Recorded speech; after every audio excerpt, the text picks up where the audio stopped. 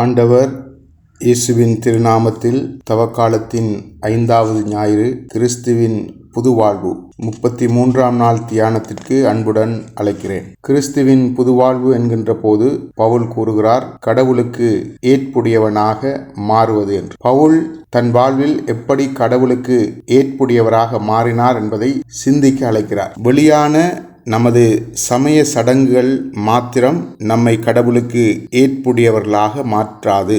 அப்படி மாற்றுமானால் நான் அவற்றில் குற்றம் சாட்டப்படாதவன், எல்லா நிலைகளிலும் ஜூத முறைமையின்படி வாழ்ந்தவன், நீதி சட்டத்தை கடைபிடித்தவன், அவை அனைத்தும் குப்பை என நினைக்கிறேன். கிறிஸ்து இயேசுவை ஆதாயமாக்கிக் கொள்வதும் அவருடன் இணைந்து இருப்பதும் தான் ஏற்புடைமை என கூறுகிறார். தமஸ்கு வழி பயணத்தில் உயிர்த்த இயேசுவை பவுல் சந்திக்கிறார். சவுலே சவுலே, ஏன் என்னை துன்புறுத்துகிறாய்? நீ துன்புறுத்தும் கிறிஸ்து நானே என்ற அந்த அழைப்பின் சத்தம் அவருக்குள் பெரிய வெளிச்சத்தை உண்டு பண்ணியது, வாழ்வை மாற்றியது, தனது நிலையை உணர்த்தியது. ஜூத முறைமையின்படி நான் கடவுளுக்காக செய்வது என நினைத்து செய்த எல்லாம் கடவுளுக்கு ஏற்புடையவை அல்ல என்பதை உணரச் செய்தது. தன் உள்ளான மனிதன் மாற வேண்டும், தன் வைராக்கியங்கள் மாற வேண்டும் என்பதை உணர்கின்றார். யோவான் நற்செய்தியில் இன்றைய நாளின் திருமறை பகுதி மரியாள் நறுமண தைலம் பூசுவதை காண்பிக்கிறது. இது சுற்றி நின்றவர்களை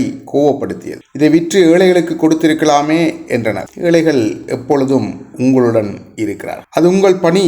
எப்பொழுதும் நீங்கள் நினைவு கூற வேண்டியது என்பதுதான் இயேசுவினுடைய கூற்று. மரியாளின் செயலை கடவுளுக்கு ஏற்புடையதாக அங்கீகரிக்கிறார். இது என் மரணத்தின் அறிக்கையிடல் என்கிறார். ஏசாயாவில் நான் புது செயல் செய்கிறேன், நீ கூர்ந்து கவனிக்கவில்லையா என்கிறார் ஆண்டவர்.